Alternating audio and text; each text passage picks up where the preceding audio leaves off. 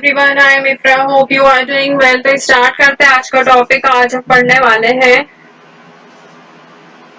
Revise return को fill करना, मतलब कि उसको जब फिल किया जाता है तो कौन से मेथड में किया जाता है, ऑनलाइन मेथड, ऑफलाइन, ये देखेंगे। और रिटर्न में जितना भी हमें रिवीजन करना होता है, मतलब कि रिवीजन इन रिटर्न, ये वाला टॉपिक देखेंगे। और जब हम जानबूझकर कोई गलत रिटर्न को फाइल करता है तो उसके खिलाफ क्या एक्शन लिया जाता है वो देखेंगे। ठीक है, तो सबसे पहले यहाँ पर आते हैं अपने गूगल क्रोम पे। देखिए यहाँ पर मैंने इनकम टैक्स डिपार्टमेंट, मतलब कि इनकम टैक्स की यहाँ पर वेबसाइट ओपन कर रखी है।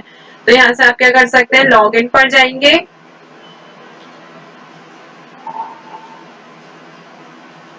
लॉगिन पर एंटर करते ही यहाँ पर एक इंटरफेस आएगा, उसमें आपसे पूछा जाएगा, ये आ गया पैन नंबर। और यहाँ पर जैसे ही पैन नंबर डालेंगे, जैसे मैं डाल देती हूँ फॉर एग्जांपल, पैन नंबर का फॉर्मेट पता होगा, 1 2 3 4 5 5 आपको अल्फाबेट चाहिए होते हैं,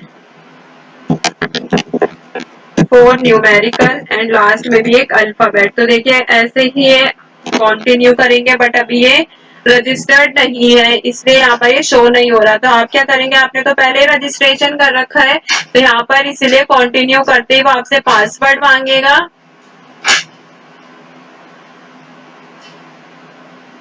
तो पासवर्ड डालते आपका इंटरफेस आ जाएगा, वहां पे आपको ऑप्शन दिख जाएगा रिवाइज रिटर्न का। ठीक है, तो अपने नोट्स पर वापस आते हैं। यहाँ पर इसमें हेडिंग डालते हैं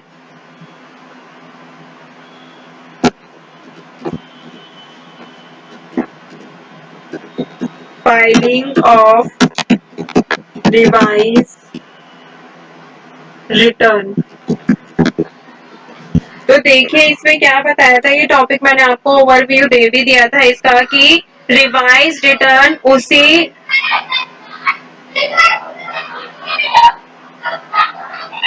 जैसे आपने रिवाइज रिटर्न मतलब उसी तरह से भरना चाहिए जैसे आपने ओरिजिनल रिटर्न को फिल किया होगा। ठीक है, तो यहाँ पे लिखती हूँ मैं, ओरिजिनल रिटर्न फाइल की थी हमने ऑनलाइन। तो जो रिवाइज रिटर्न होगी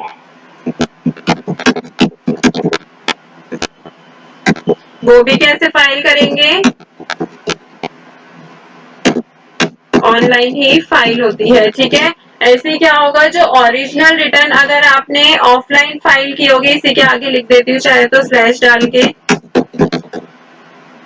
ऑफलाइन, तो रिवाइज रिटर्न भी कैसे फाइल करेंगे, ऑफलाइन ही फाइल करेंगे। मतलब कि सेम तरीके से होता है कि अगर आपने ओरिजिनल ऑनलाइन किया तो रिवाइज भी ऑनलाइन, ओरिजिनल ऑफलाइन है तो रिवाइज भी ऑफलाइन। अब आप बोलेंगे ऑफलाइन का तो ऑप्शन खत्म, सही हो गया, बट इनमें आपको बताया था दो कैटेगरी के लोग होते हैं जिनके लिए अभी भी ऑफलाइन का ऑप्शन अवेलेबल होता है। तो वो कौन से लोग थे, आपको याद होगा सेशन में आपको बताया गया था,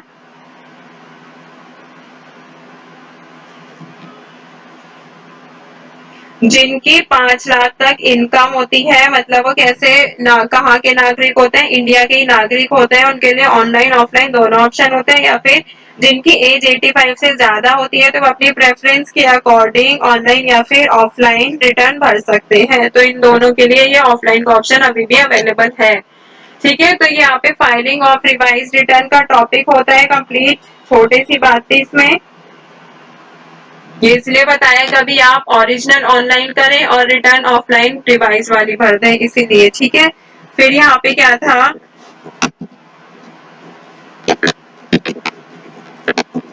revision in return. Revision in return में देखिए क्या मतलब होता है इसका, है कि रिवाइज रिटर्न से रिलेटेड रिलेशन में, मतलब कि रिवाइज रिटर्न के रिलेशन में ये अच्छी बात होती है कि इसमें चेंजेस कितनी भी बार किया जा सकता है। किसमें, रिवीजन इन रिटर्न में आप कितनी भी बार चेंजेस कर सकते हैं।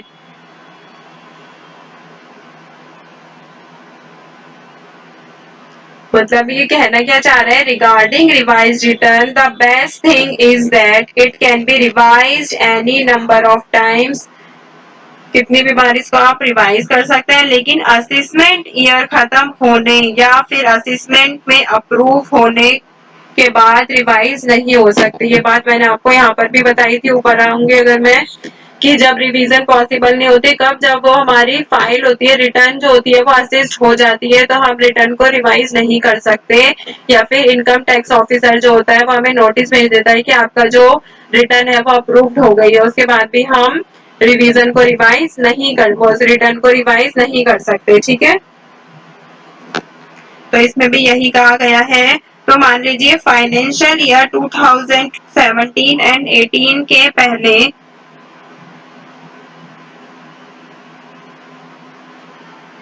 कोई फैसिलिटी नहीं थी क्या करने की, रिवाइज करने की, the belated returns under section 139(4), मतलब कि 2017 और 18 से पहले क्या था, यहाँ पे बिफोर भी लिख देती हूँ,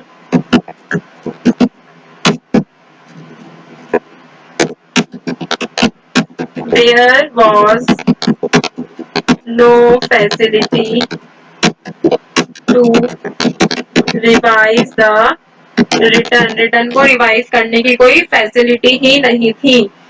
ठीक है, उसके बाद क्या कहा गया है, but now even the late return can be revise, but अब क्या होता है कि अब लेट रिटर्न को भी हम रिवाइज कर सकते हैं, but now let return can be revise. तो फाइनेंस एक्ट 2016 कौन सा, थ्रू द फाइनेंस एक्ट 2016 एक न्यू रूल इम्प्लीमेंट हुआ था for this assessment year 2017 and 18, मतलब कि फाइनेंस एक्ट 2017 के थ्रू असेसमेंट ईयर 2017-18 से इसके लिए एक नया रूल जो था वो इम्प्लीमेंट किया गया था। देखिए फाइनेंशियल ईयर हमारा 17-18 है, तो असेसमेंट ईयर क्या होगा, 18-19 होगा। तो 17-18 से पहले क्या बताया मैंने आपको, रिवाइज करने की कोई फैसिलिटी नहीं थी, तो इसके बाद क्या आया, एक न्यू रूल आया था, और रिवाइज रिटर्न रजिस्टर, मतलब कि रिवाइज रिटर्न को फाइल करने के लिए गवर्नमेंट अलग से कोई फीस या पेनल्टी नहीं लेती है। देयर इज नो फी और penalty for revision of return. तो ये एक बहुत अच्छी बात है कि इसमें अगर हम रिवाइज करना चाह रहे हैं बाद में तो कोई पेनल्टी नहीं लगती है, और ना ही कोई इसमें फीस लगती है, लेट फीस। ठीक है, तो यहाँ पर रिवीजन इन रिटर्न का टॉपिक भी आई होप आपको क्लियर हो गया होगा। अभी अभी क्या पढ़ेंगे हम, कि जब भी हम क्या करते हैं, जानबूझकर कोई रिटर्न को गलत तरीके से फाइल कर देते हैं, मतलब कि गलत जानबूझकर जो काम किया जाता है ई रिटर्न में, तो उसकी पेनल्टी, उसका फाइन क्या होता है।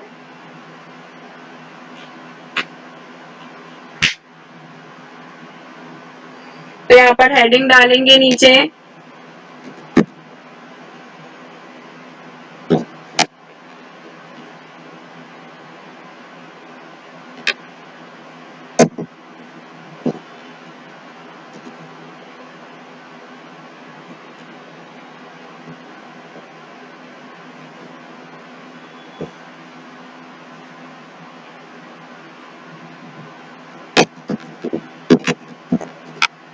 एक्शन अगेंस्ट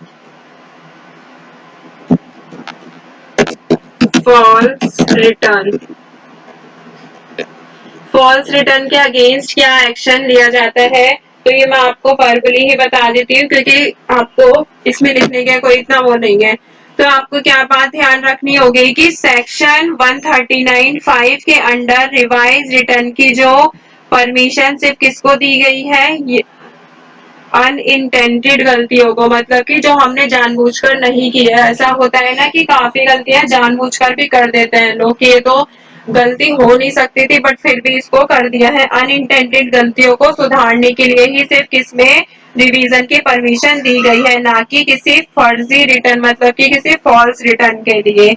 तो अगर ऐसा प्रूफ हो जाता है कि रिटर्न जो हमने फाइल करने वाले, मतलब क्या प्रूफ हो जाता है कि रिटर्न फाइल करने वाले ने जानबूझकर इंटेंटेड फॉल्स रिटर्न फाइल किया है, मतलब कि फर्जी रिटर्न को फिल किया है, तो उसके खिलाफ क्या कार्रवाई होगी? सेक्शन 277 के अगेंस्ट उसमें कार्यवाही होती है, मतलब कि उसका केस चलता है। तो जानबूझकर फॉल्स रिटर्न फाइल करना भी क्या होता है? एक तरह से एक क्राइम ही माना जाता है। बस किसके लिए रिवीजन की इजाजत दी गई है? अनइंटेंडेड गलतियों के लिए ही उसको सही करने की इजाजत दी है। तो टॉपिक होता है यहाँ पर कंप्लीट। मिलते हैं नेक्स्ट सेशन में। Stay tuned and thank you.